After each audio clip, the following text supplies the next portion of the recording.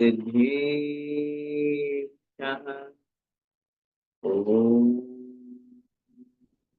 नमः सिद्धेभ्यः। नमो अरिहन्ताणं नमो सिद्धाणं नमो आयर्याणं नमो वज्रायाणं नमो लोये सौसाहूनम्।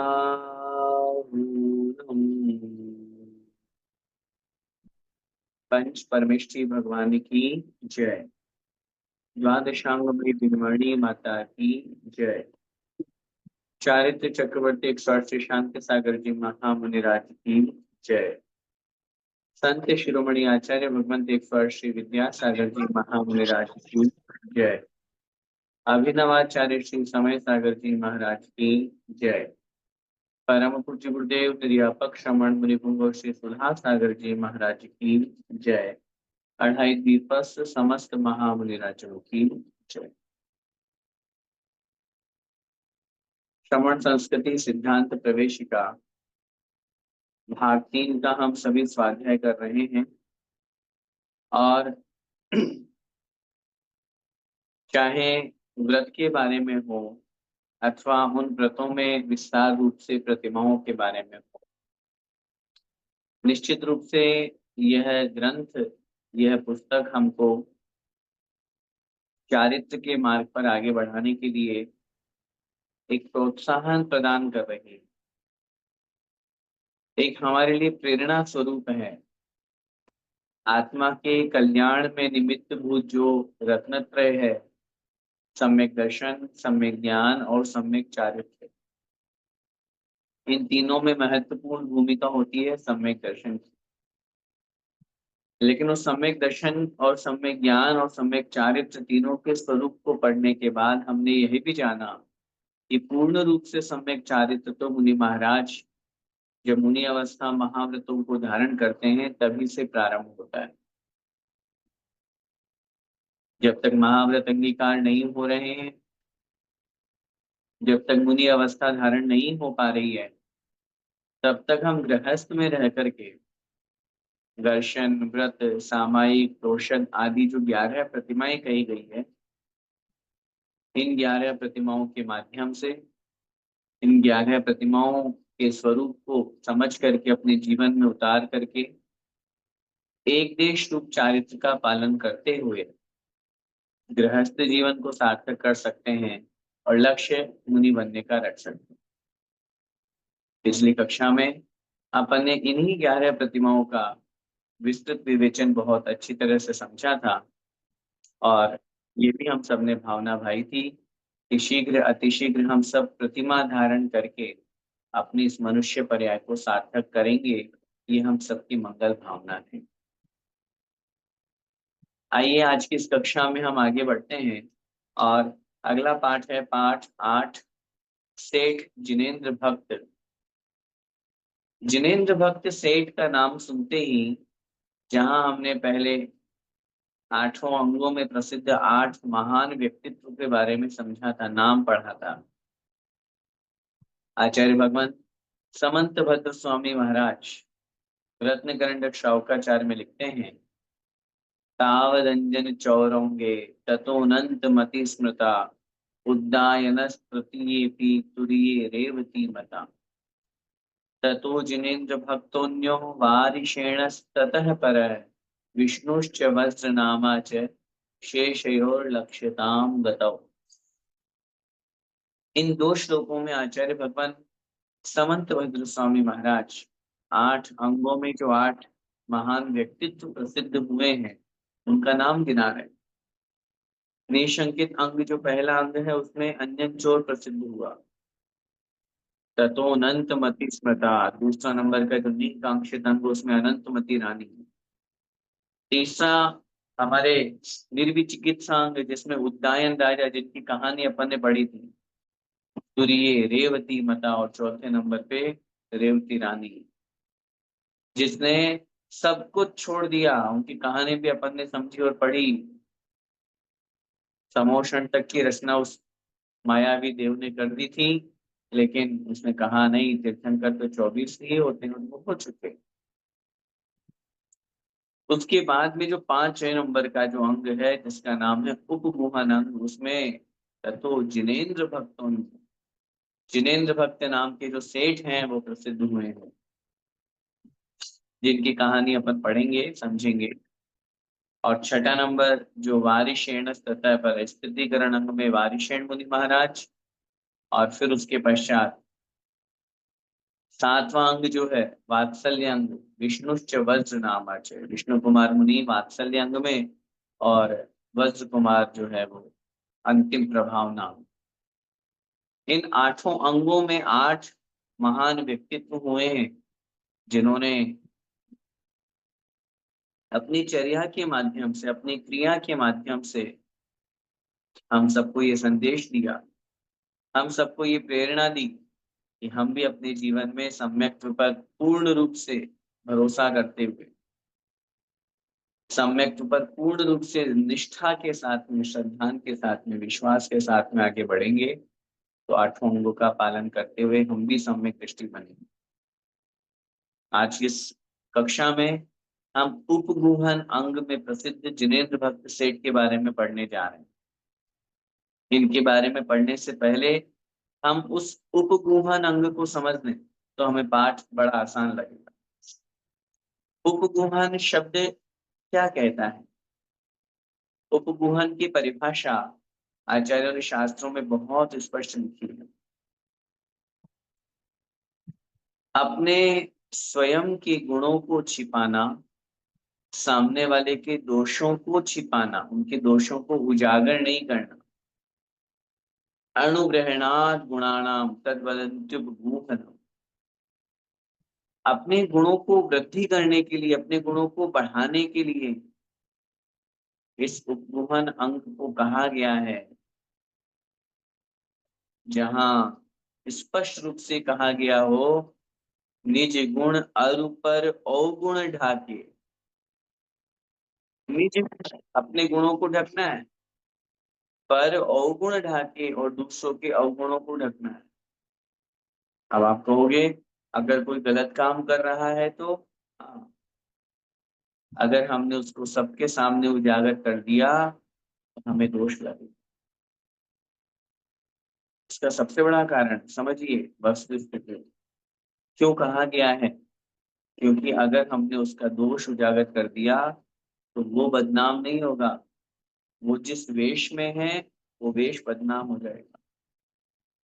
वो जिस धर्म से संबंध रखता है वो धर्म बदनाम हो जाएगा।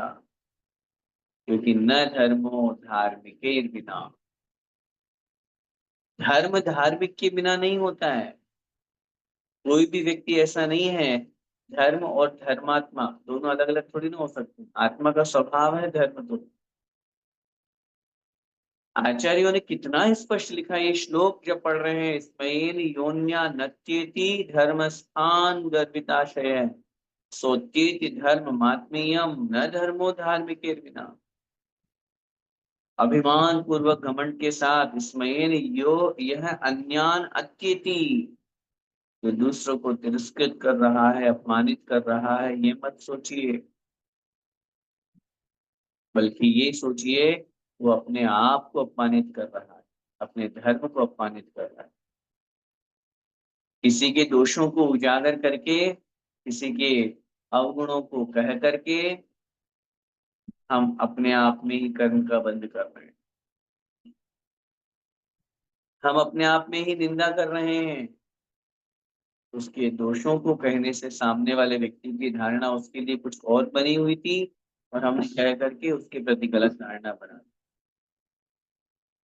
तो इस प्रकार ये अवगुहन अंग हमको सिखाता है अपने गुणों को और सामने वाले के अवगुणों को छिपाना चाहिए, ढकना चाहिए, उजागर नहीं करना चाहिए।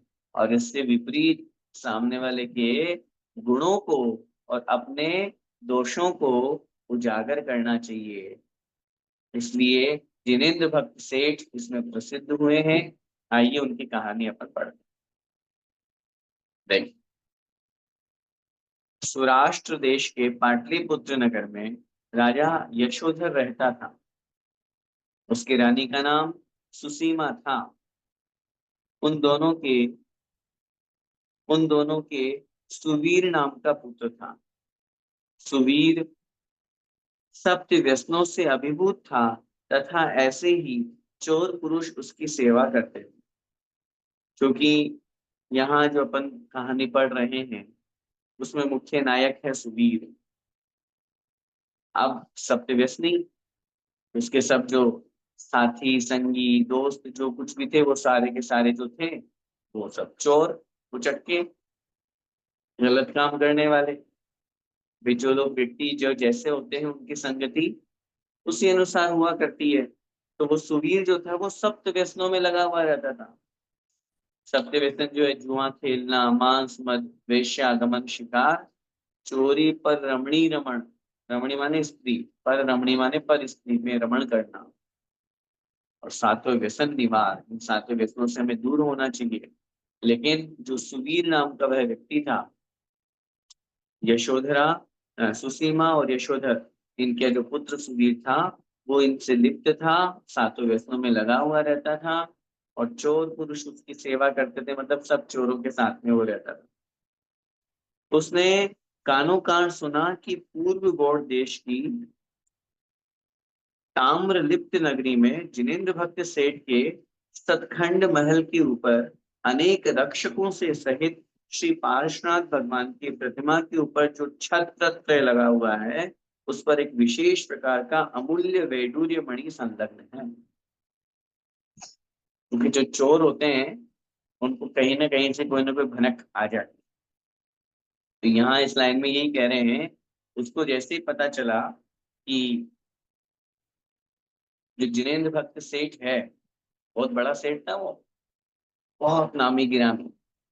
अब सेठ हो और फिर उसका महल, लिख रहे हैं सप्तखंड का महल, और उस महल में ऊपर ही ऊपर जहाँ जिनालय चैत्यालय था वहां पर पार्श्वनाथ भगवान की जिन प्रतिमा, और उस प्रतिमा के ऊपर 3 छत्र लगे, और उस छत्र में भी वैडूर्य मणि लगी हुई थी, नीलमणि जिसको अपन बोलते हैं, उससे सुशोभित वह छत्र है। और जैसे ये बात कोई चोर सुन ले तो लिख रहे हैं, लोभवश उस सुवीर ने अपने साथियों से पूछा कि क्या कोई उस मणि को लाने में समर्थ है।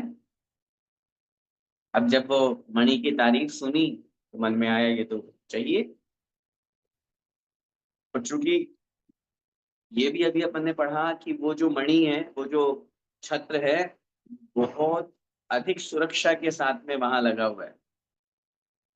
जाहिर सी बात है, अगर कोई बहुत, यूं मान लीजिए कि बेशकीमती है, जिसको हम अनमोल भी कह सकते हैं, ऐसी कोई चीज है तो वो उसकी सुरक्षा भी उसी रूप में होगी। 24 घंटे पहरा देने वाले लोग होंगे वहां, उस सेठ के यहाँ पे सैनिक लोग होंगे जो उसकी सुरक्षा कर रहे हैं। तो ऐसी स्थिति थी तो उसने सबसे पूछा भाई उसके लाने का क्या उपाय हो सकता है, क्या कोई उसको लाने में समर्थ है। तो सूर्य नामक चोर ने गला फाड़ करके कहा कि यह तो क्या है, मैं तो इंद्र के मुकुट की मणि भी ला सकता हूँ। सूर्य नाम का जो चोर था तेज चिल्ला करके गला फाड़ कर कहने का तात्पर्य है, उसने अपनी चोरी पे उसको विश्वास था कि मैं चोरी करके लाऊंगा तो मुझे कोई नहीं पकड़ सकता। तो ये तो कौन सी बड़ी बात है, मैं तो इंद्र के मुकुट में लगी हुई मणि भी चुरा करके ला सकता हूँ। इतना कहकर वह कपट से क्षुल्लक बन गया और उसने अत्यधिक काय क्लेश से ग्राम तथा नगरों में शोक करता हुआ क्रम से ताम्रलिप्त नगरी में पहुंच गया। अब चोर है, छद्म वेश जिसको अपन बोलते हैं ना, छद्म का मतलब होता है कपट। कपट पूर्वक उसने क्षुल्लक जी का वेश बना लिया। क्षुल्लक जी का वेश बना करके और थोड़ा काय क्लेश भी कर लिया। काय क्लेश का मतलब 2-4 उपवास कर लिए, व्रत कर लिए, भोजन पे कंट्रोल कर लिया, और गांव नगरों में घूमता रहा, और घूमते घूमते ताकि सबको विश्वास हो जाए हाँ कि क्षुल्लक जी फलाने गांव से आए हैं, वहां से आए हैं, उस नगर में थे, वहां चातुर्मास किए थे। और फिर वो जिसका जो लक्ष्य था ताम्रलिप्त नगरी में पहुंचना, क्योंकि अंदर से तो चोर था ना। बाहर से भले ही उसने क्षुल्लक का वेश धारण किया, लेकिन वास्तव में उसकी भावना तो चोरी करने की थी। और वो ताम्रलिप्त नगरी में पहुंच गया। उन क्षुल्लक के बारे में जिनेंद्र भक्त सेठ ने जब सुना, तब वहां जाकर दर्शन वंदना कर तथा वार्तालाप कर उस क्षुल्लक को अपने घर में ले आया। ये भी स्पष्ट अपन समझते हैं कि जो श्रावक होते हैं, या जो जो मानिए कि मोक्ष मार्ग पर चलने की भावना रखने वाले जो मोक्ष मार्गी होते हैं, उनके प्रति श्रद्धान्वित होते हैं। और जैसे उनके बारे में सुना, अरे हमारे घर में, हमारे नगर में अतिथि आए हैं, चतुर्विद संघ में आए हैं, क्षुल्लक महाराज आए हैं, चलो उनके दर्शन करने चले। वहां दर्शन किया, वंदना की, तो नमोस्तु किया। और जब क्षुल्लक जी के पास इतना सुंदर चैत्यालय, तो उसने निवेदन किया कि आप हमारे घर पर पधारिए, वहाँ चैत्यालय भी है। इस तरह की उसने निवेदन किया और उनको अपने घर पर ले आया क्षुल्लक जी। उसने पार्श्वनाथ देव के उसे दर्शन कराए, और न चाहते हुए भी उस मणि का रक्षक बनाकर उन्हें वही रख लिया। कहने का तात्पर्य, पार्श्वनाथ भगवान के उन्होंने दर्शन कराए चैत्यालय के। दर्शन कराने के बाद में उनको निवेदन किया, आप यही रह जाइए क्षुल्लक महाराज जी, आप यहाँ रहेंगे तो हमारी ये मणि भी सुरक्षित रहेगी, और साथ में आप प्रतिदिन दर्शन कीजिए, यहाँ कोई आपत्ति है ही नहीं है। ये सेठ जी ने उन क्षुल्लक जी को कह दिया। आगे देखिए, एक दिन क्षुल्लक ने एक सॉरी एक दिन क्षुल्लक से पूछकर सेठ समुद्र यात्रा के लिए चला गया और नगर से बाहर निकल करके ठहर गया। उसने क्षुल्लक जी को कहा, निवेदन किया कि मैं कुछ विशेष कार्य के लिए बाहर जा रहा हूँ। पहले के समय में समुद्र यात्रा चलती थी। पहले के समय में नाव आदि से वो अपना व्यापार आदि क्रियाएं करते थे। तो वो सब चर्चा करके वो गए और नगर के बाहर को रुक गए। वह क्षुल्लक सेठ के जाने पर एकांत पाकर आधी रात के समय उस मणि को लेकर चलता बना, क्योंकि उसको पता था कि अभी सेठ जी नहीं है, और जब नहीं है तब ऐसी स्थिति में अगर मैं निकल लूंगा तो मुझे ये बहुत अच्छा मौका मिला है। वो तो चाहता ही था। वो क्षुल्लक तो वेश बनाया था उसने, वास्तव में तो चोर था। और वो तो मौका देख रहा था कि जैसे तैसे करके कब यहाँ से सब लोग जाएं या ये सेठ जी जाएं, और मैं कुछ अपना रूप दिखा करके और चोरी करके निकल लूं। और वही उसने किया, और वह उस मणि को लेकर के चलता बना। मणि के तेज से मार्ग में कोतवालों ने उसे देख लिया और पकड़ने के लिए उसका पीछा किया। अब मणि तो मणि है, सामान्य मणि तो थी नहीं, वैडूर्य मणि थी, और बिल्कुल नीलमणि, ऐसे चमकदार बिल्कुल।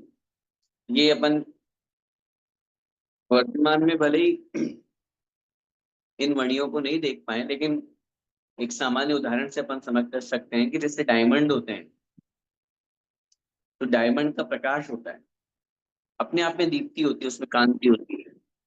ऐसे ही पहले के समय में रत्न दीप्ति हुआ करती थी, रत्नों में कांति हुआ करती थी। और जैसे अपन एक एज ए नाइट बल्ब का यूज भी अपन उसको बोल सकते हैं, साहित्य में हम लोग पढ़ते हैं। तो रात में चमकती थी, उसका प्रकाश होता था, उसकी आभा होती थी। और उसके प्रकाश, वो जो रत्न लेकर के भाग रहा था, उसकी आभा से कोतवालों ने देख लिया, और वो उसके पीछे उसको पकड़ने के लिए दौड़ पड़े। उसका पीछा किया, कोतवालों से बचकर भागने में जब वह असमर्थ हुआ, तब चोर क्षुल्लक सेठ की ही शरण में जाकर के कहने लगा, मेरी रक्षा करो, मेरी रक्षा करो। अब वो तो नगर के बाहर रुका हुआ था। भागते भागते उसने देखा कि अरे अब तो क्या करें, अब तो ये सब पीछे पड़े हुए हैं, और हमें लग नहीं रहा है कि हम भाग पाएंगे। तो वो चोर के वेश में जो क्षुल्लक था, उसने सेठ के पास में जाकर के और कहा, सेठ जी मेरी रक्षा करो, मेरी रक्षा करो। आगे देखिए कितनी स्पष्ट यहाँ बात करें। कोतवालों का कलकल शब्द सुनकर तथा पूर्वा पर विचार कर सेठ ने जान लिया कि यह चोर है, परंतु धर्म का उपहास बचाने के लिए सेठ ने कहा, यह मेरे कहने से ही यह रत्न लाया है। आप लोगों ने अच्छा नहीं किया जो इस महातपस्वी को चोर घोषित किया। सोच, कितनी बड़ी बात। उसने ये तो जान लिया कि चोर है और चोरी करके भाग रहा है, क्योंकि सेठ ने तो मंगाया नहीं था। वो चोरी करके भाग रहा है। ऐसी स्थिति में अगर वो सेठ सबके सामने ये कह देते, हाँ ये चोर है, पकड़ो इसे, तो सोचिए, मैं आपसे पूछता हूँ, उस चोर को कौन जानता है? उसको तो बंद कर देते, लेकिन पूरी दुनिया में खबर क्या फैल जाती, अरे दिगंबर संप्रदाय में जो क्षुल्लक होते हैं उस उसको भी धारण करके चोर घूमते रहते हैं, मतलब चोर भी क्षुल्लक जी बन जाते हैं। और भविष्य में क्षुल्लक पद से, क्षुल्लक जी से लोगों का विश्वास समाप्त हो जाता। फिर कोई भी क्षुल्लक जी देखते लोग, अरे चोर हो सकते हैं, इतनी बड़ी बदनामी होती है। आज दिगंबर मुनि महाराज में भी अनेक ऐसे ऐसे बहुत सारे केस देखने को आते हैं जो गलत काम कर रहे हैं, लेकिन उपमोहन अंग कहता है सबके सामने उजागर मत करो, एकांत में जाकर के उन्हें निवेदन करो, और कभी पकड़े भी जाएं, बोले नहीं नहीं कोई दोष नहीं है। समझिए इस बात को, धर्म की कितनी हानि होती है, धर्म कितना बदनाम होता है। उपगुहन अंग हमको सिखा रहा है, उसी के दोष को उजागर मत कीजिए। देखो सेठ जी ने कितना विवेक पूर्वक कार्य किया। सब कोतवालों को कहा, अरे आप इनको क्यों पकड़ रहे हैं? ये तो मैंने मंगाया। आप इन्हें चोर समझ रहे हैं, ये चोर नहीं है। मैं जा रहा था बाहर और मुझे आवश्यकता थी, तो मैंने इनको कहा था मैं निकल जाऊं, तुम लेकर के आ जाना, इसलिए ये लेकर के आए हैं। अब ये तो, उनको तो कोतवाल को तो वापस भेज दिया, ये तो उपमोहन अंग हुआ। तदनंतर सेठ के वचन को प्रमाण मानकर कोतवाल चले गए और सेठ ने उसे रात्रि के समय निकाल दिया। इस प्रकार अन्य सम्यक दृष्टियों को भी असमर्थ और अज्ञानी जनों में लगे हुए धर्म के दोष का आच्छादन करना चाहिए। आच्छादन का मतलब होता है ढकना। कोतवाल चले गए और उस क्षुल्लक को, जो वेश धारण करके चोर आया था क्षुल्लक का, उसको भी वहां से निकाल करके और भेज दिया। समझाया उसको, कहा उसको, अगर तुम क्षुल्लक के वेश में नहीं होते तो आज तुम्हें कोतवालों के हवाले कर देता। ये क्षुल्लक जी का वेश उत्कृष्ट श्रावक का वेश है। क्षुल्लक जी का वेश एक धार्मिक व्यक्ति का वेश है, वेशभूषा है। और यदि मैं इसे सबके सामने इस रूप में उजागर करूंगा तो धर्म की बहुत हानि होगी, धर्म की बहुत निंदा होगी, धर्म का बहुत अपमान होगा। सोचिए, यहाँ जो अंत में जो मुख्य इस पाठ का सार है, सम्यक दृष्टियों को भी असमर्थ और अज्ञानी जनों से लगे हुए धर्म के दोष का आच्छादन करना चाहिए। किसी धार्मिक व्यक्ति में दोष दो प्रकार से दो कारण से लगते हैं, एक तो असमर्थता और एक अज्ञानता। असमर्थता का मतलब होता है कोई कैपेसिटी नहीं है किसी की। जस्ट एग्जांपल समझिए, कोई मुनि महाराज हो गए, बन गए, अब मुनि अवस्था है। अब मुनि अवस्था में होने के बाद में, अब जस्ट एग्जांपल समझिए, उनको विहार करने में बहुत तकलीफ हो रही है, तो उन्होंने समझा कि चलो मैं डोली में बैठ जाऊं। डोली से बैठते बैठते फिर वो रिक्शे में आ गए, बाईसाइकिल जो होती है 3 पहिए वाली। अब ये गलत हो गया, ये ठीक नहीं है। तो असमर्थता के कारण से उनमें ये दोष लगा है, शक्ति नहीं थी इसलिए। हालांकि उसको ठीक करना चाहिए, वो आगे की बात है। और दूसरा कारण होता है अज्ञानता, पता ही नहीं है, पता ही नहीं है। अब जैसे आज भी कुछ मुनि महाराज ऐसे भी हैं, दिगंबर मुनि महाराज, जो अपने आहार में पत्ता गोभी का उपयोग करते हैं, पत्ता गोभी का उपयोग करते हैं। हो सकता है उनको नहीं पता हो कि करना चाहिए या नहीं करना चाहिए, और करते हैं तो वो लोग भी कर रहे हैं। श्रावक के लिए ही उसका मना किया गया है, तो मुनि महाराज तो उसका त्याग करेंगे ही करेंगे। लेकिन हो सकता है, या एक उदाहरण देकर के समझ रहे हैं कि अज्ञानता के कारण से ऐसा होता हो। तो कहने का तात्पर्य ये है, दो कारण से, दो शब्द दिए आप लिखते हो, असमर्थता और अज्ञानता।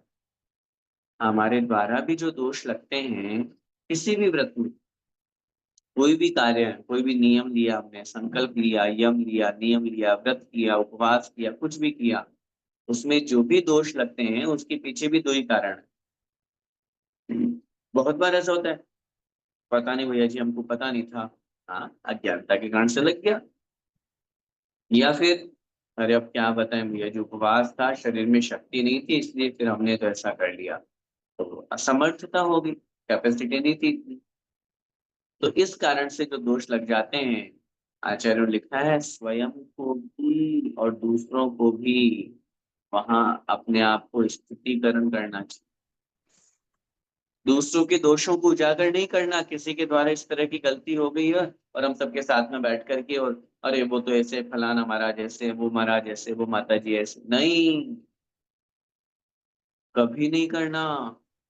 क्या पता जिस समय हमने देखा हो उस समय उनमें वो दोष हो और बाद में उन्होंने ठीक कर लिया हो, तो आपने तो देखा था 7 दिन पहले, महीने भर पहले, 2 महीने पहले, 1 साल पहले, और आपने अपनी धारणा वैसी बना दी। पूज्य गुरुदेव कहते हैं, मुनि महाराज तो दिन में 3-3 बार प्रतिक्रमण करके उस दोष को समाप्त कर देते हैं। कितनी बार? 3-3 बार प्रतिक्रमण करके खत्म कर देते हैं उस दोष को। क्योंकि दोष का जो समापन है, आलोचना से, प्रतिक्रमण से, इन सब प्रायश्चित से, इन सब से होता है, और वो कर लेते हैं। और क्या पता उन्होंने दोष समाप्त कर लिया तो वो पाप उनका समाप्त हो गया, और हम अभी तक अपनी मेंटेलिटी वैसे बनाए हुए हैं, और हम दुनिया के सामने कहते हैं फलाने महाराज ऐसे, फलाने महाराज माता जी ऐसे। क्यों? और ये बात जीवन में हमेशा ध्यान रखना, किसी भी श्राद्धर्मी के अलावा, साधर्मी से आप कर रहे हैं वो भी निंदा के रूप में है। हाँ, आपको चर्चा कर रहे हैं, किसी के बारे में कोई विषय समझ रहे हैं, वो एक अलग बात। लेकिन किसी अदर कास्ट वाले के सामने तो कभी किन्हीं मुनि महाराज की या शीतलाचारी भी हो, तो भी उनकी निंदा नहीं करना। वो नहीं जानता फलाने महाराज कौन से हैं, वो तो ये जानता है दिगंबर साधु सब एक जैसे होते हैं। अब ऐसी स्थिति में उसकी मेंटेलिटी कैसे बन जाएगी अगर आपने उसको किसी एक गलत साधु के बारे में बोल दिया तो, अरे ये तो जैनियों के महाराज तो सब ऐसे ही होते हैं। उपगुहन अंग हमको कहता है, पूज्य चारित्र चक्रवर्ती शांति सागर जी महाराज के जीवन का प्रसंग मैं आपके इस बीच में रखूं। उनके सामने एक किसी व्यक्ति ने प्रश्न किया, महाराज वर्तमान में शिथिलाचार बहुत बढ़ रहा है, तो हमें क्या करना चाहिए, उन मुनि महाराज के प्रति हमारा क्या कर्तव्य है? तो उन्होंने कितना सुंदर उत्तर दिया, चारित्र चक्रवर्ती ग्रंथ में लिखा हुआ है।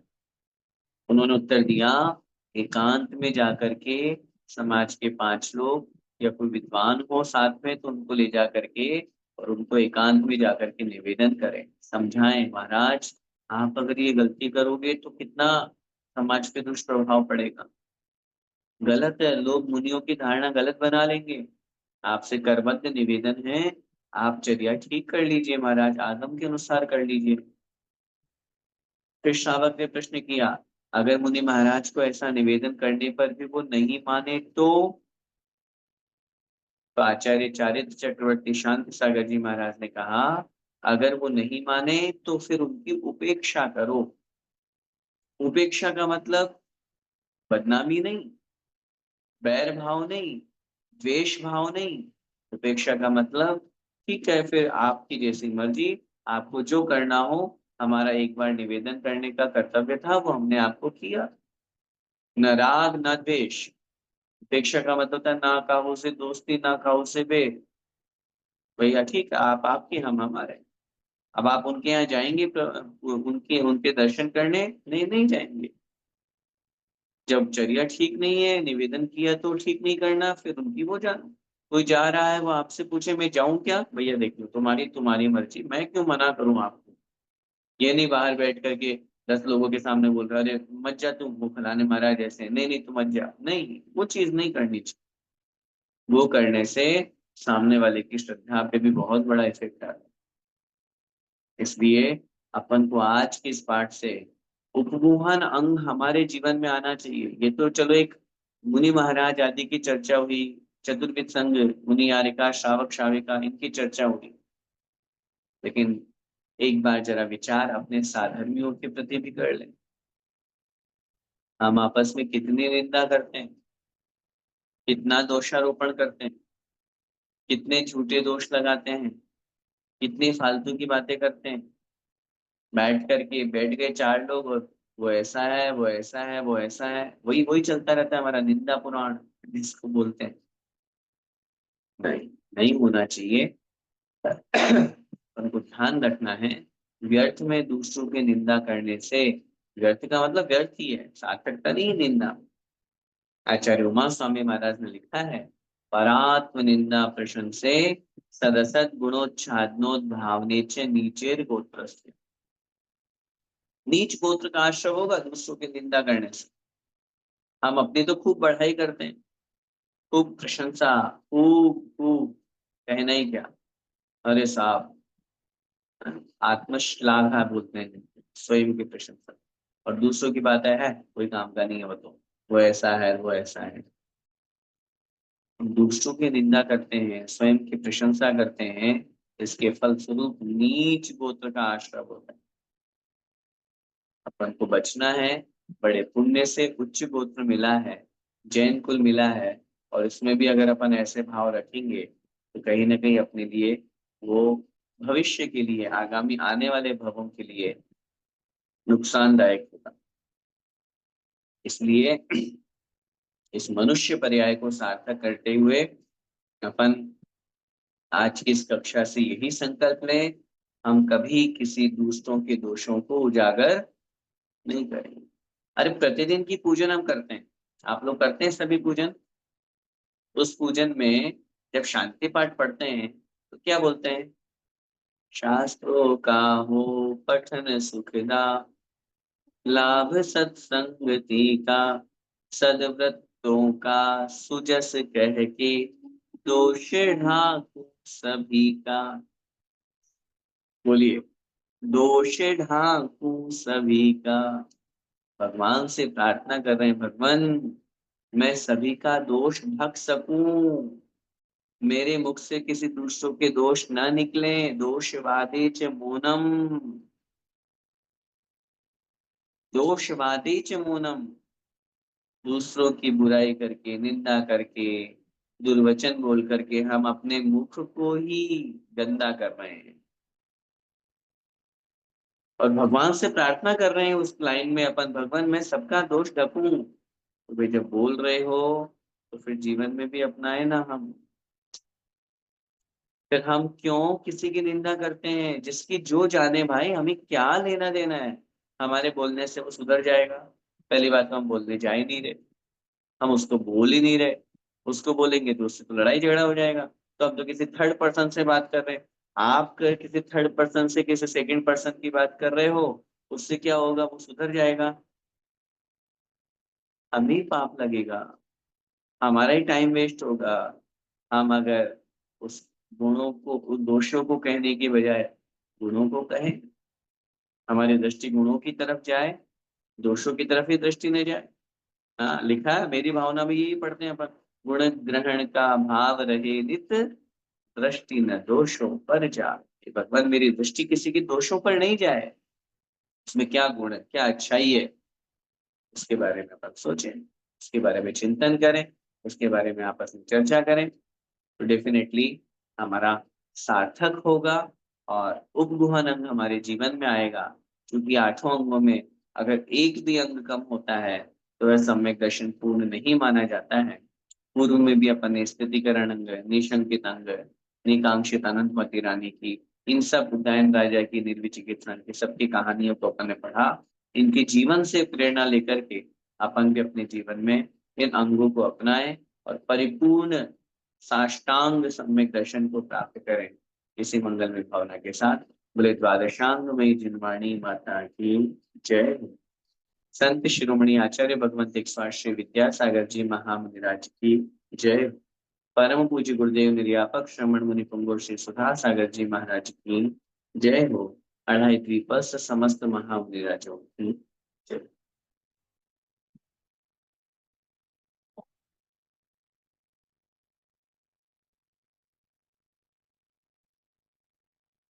जय जिनेन्द्र पंडित जी, क्विज का रिजल्ट भेजा है आपको।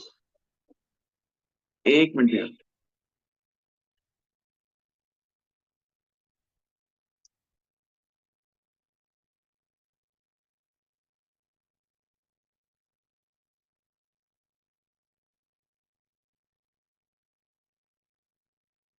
हाँ चंद्रगुप्त भैया कुछ कह रहे थे।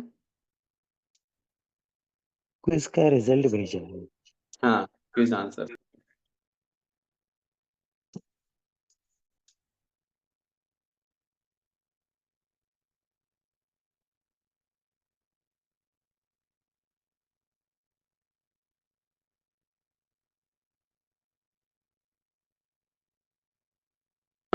क्विज नंबर 45 इस बार हमारी थी। श्रमण संस्कृति जीसीसी दुबई क्विज 45। आइए क्वेश्चन आंसर पे डिस्कस करते हैं। पहला प्रश्न हमारे सामने था, एक बार नमोकार मंत्र की माला करने से कितने कर्मों की निर्जरा होती है? 100 सागर, 500 सागर या 700 सागर? राइट आंसर इज बी, 500 सागर। सेकंड क्वेश्चन, क्या पुण्य कर्मों की निर्जरा होती है? ऑप्शन ए हाँ, बी नहीं, या सी इनमें से कोई नहीं। सही उत्तर है ए हाँ, पुण्य कर्मों की भी निर्जरा होती है। जैसे जैसे आगे बढ़ते जाते हैं, शुद्धोपयोग में मुनि महाराज पहुंचते हैं, तो पुण्य कर्मों की भी निर्जरा होती है। लेकिन पुण्य कर्मों की निर्जरा करनी नहीं पड़ती है, वो स्वयं से होती है, इस बात का अपन को ध्यान रखना है। तीसरा प्रश्न, पंचम काल में कौन से नरक तक जा सकते हैं? 4, 5 या 7? सही उत्तर है पांचवें नरक तक। चौथा प्रश्न, योग के लिए अंत्य दीपक कौन सा गुण स्थान है जहां तक योग होता है? 14वां, 13वां या 12वां? सही उत्तर है 13वां गुण स्थान, जिसका नाम है सयोग केवली। योग सहित 13वें गुण स्थान तक योग कहा गया है, इसलिए वहां तक आश्रव है। अगला प्रश्न, सम्यक्त्व के लिए पूर्व दीपक कौन सा गुण स्थान है जहां से सम्यक्त्व प्रारंभ होता है? चौथा, पांचवा या तीसरा? सही उत्तर है चौथा, सम्यक्त्व। जो सम्यक अविरत सम्यक दृष्टि चौथे गुण स्थान का नाम है अविरत सम्यक्त्व, वहां से सम्यक दर्शन शुरू होता है। नेक्स्ट, छठा प्रश्न, परमात्मा संज्ञा कौन से गुण स्थान से प्रारंभ होती है? 14वें, 12वें से या 13वें से? सही उत्तर है 13वें गुण स्थान से, क्योंकि 13वें गुण स्थान वर्ती जो अरिहंत भगवान है उनको हम सकल परमात्मा कहते हैं, इसलिए। सातवां प्रश्न, क्या गुणस्थानातीत अर्थात गुणस्थान से रहित जीव जो भी परमात्मा संज्ञा को भी परमात्मा संज्ञा दी जा सकती है? और यदि दी जावे तो कौन से परमात्मा कहलाएंगे? निकल या सकल? सही उत्तर है निकल परमात्मा। अर्थात जो शरीर से रहित है वे निकल परमात्मा, और जो शरीर से सहित हैं वे सकल परमात्मा। आठवां प्रश्न, एक देश चारित्र अर्थात संयम है, संयम कौन से गुण स्थान में होता है? चौथे, छठे या सी पांचवे? सही उत्तर है सी, पांचवें गुण स्थान में।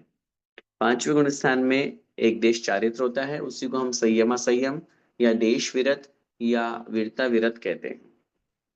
नौवां प्रश्न, शपथ श्रेणी में कषाय का अंत्य दीपक गुण स्थान कौन सा है? 10वां, 12वां या 11वां? सही उत्तर है ए, 10वां, क्योंकि 10वें गुण स्थान में सूक्ष्म सांप्राय होता है। 10वें गुण स्थान के अंतिम समय में उसका समापन हो जाता है, नष्ट हो जाती है वो, और उसके बाद वो 10 से सीधा 12वें गुण स्थान में पहुंचते हैं क्षपक श्रेणी वाले। अंतिम प्रश्न, ज्योतिषी देव के कितने भेद होते हैं? ए 4, बी 3 या सी 5? सही उत्तर है सी 5। सूर्य, चंद्रमा, ग्रह, नक्षत्र और तारे, इस तरह से ये 5 प्रकार के ज्योतिषी देव होते हैं। बहुत खुशी की बात है कि इस बार भी बहुत लोगों ने इसमें हिस्सा लिया है, लेकिन पिछली बार से इस बार 10 to 10 वाला जो हमारे टॉप कैंडिडेट्स हैं उनकी संख्या इस बार थोड़ी कम है, क्योंकि लास्ट टाइम से काफी 80-90 तक चल रहा था। लेकिन हाँ, इस बार एक दो क्वेश्चंस में थोड़ा सा कंफ्यूजन था, इसलिए कम हुए। 18 हमारे सामने हैं कैंडिडेट्स, उनका मैं नाम अनाउंस कर रहा हूँ। रीटा जी शाह, हिम्मतनगर। रजनी जी जैन, बड़ौत, बागपत। पार्थ उमारानी जी, दोहा, कतर। श्रीमती साधना जी मोदी, विदिशा। निर्मला जी जैन, सनावद। सारिका राकेश जी जैन, सनावद। मंजू जी जैन, सेठी, रांची। किरण जी जैन, गया। कुमुद जी जैन, अहमदाबाद। संगीता जी पाटनी, इम्फाल। अनुराधा जी जैन, इम्फाल। पिंकी जी राहू का, Bongaigaon. Manju ji Ajmera, Bongaigaon. Manisha ji Jain, Hyderabad. Kavya ji Jain, Rafiganj. Pravin ji Jain, Rafiganj. Shubhangi ji Demapure, Jaysinghpur. And last, Smita ji Shah, Singapore. इस तरह से ये 18 कैंडिडेट्स हमारे सामने रहे, जिन्होंने 10 मार्क्स इस वाली प्रतियोगिता में, इस वाले 45 नंबर की क्विज में हासिल किया है। मैं श्रवण संस्कृति जीसीसी परिवार की तरफ से आपको बहुत बहुत हार्दिक शुभकामनाएं प्रेषित करता हूं। आप सभी ने बहुत अच्छा परफॉर्मेंस दिया, लोगों के बीच में ये सारी की सारी क्वेश्चन आंसर को आपने पहुंचाया। एक प्रश्न पे मैं जरूर डिस्कस करना चाहूंगा। पहले नंबर का जो प्रश्न था, जिसमें एक बार नमोकार मंत्र माला फेरने से कितने पाप हमारे कट जाते हैं। एक बात मैं आप लोगों से निवेदन करूं, कुछ क्वेश्चंस ऐसे होते हैं जो सिद्धांत परक होते हैं, जिसका कोई जोड़ तोड़ नहीं होता, और कुछ प्रश्न ऐसे होते हैं जो महत्व बतलाने के लिए, इंपोर्टेंस बतलाने के लिए कहे जाते हैं। उसमें आचार्यों के विभिन्न मत हो सकते हैं। जैसे जस्ट एग्जांपल समझिए, हम पढ़ते हैं, भाव सहित बंदे जो कोई, ताहि नरक पशु गति नहीं हुई। अर्थात भाव सहित वंदना करने वाले को, सम्य शिखर जी की बात है, उसको नरक और तिर्यंच गति नहीं होती है। लेकिन हम इसको सिद्धांत नहीं बना सकते कि हाँ भाई एक बार शिखर जी जाकर के आ जाओ तो भैया वो जाएगा ही नहीं अगले भाव में नरक और तिर्यंच, और चला गया तो। ये महत्व है, ये भावना परक शब्द है, भावना परक की बात है, आचार्यों की ही है। लेकिन भावना परक है कि नहीं, वहां उसका इतना महत्व है शिखर जी की वंदना का, और आप भावों से करेंगे तो निश्चित रूप से होगा, क्यों नहीं होगा। ऐसे ही नमोकार मंत्र है, आप कितने सार और कितनी बार वो फेरेंगे, बहुत बार फेरिए, तो नहीं, कहीं ना कहीं जो हमारे अनंत भवों के जो अनंताश्रम है वो समाप्त हो जाएंगे। तो इसलिए उसमें किसी भी प्रकार का अपने को संदेह नहीं करते हुए अपने को आगे बढ़ करके और नमोकार मंत्र की माला फेरने का भाव रखना चाहिए।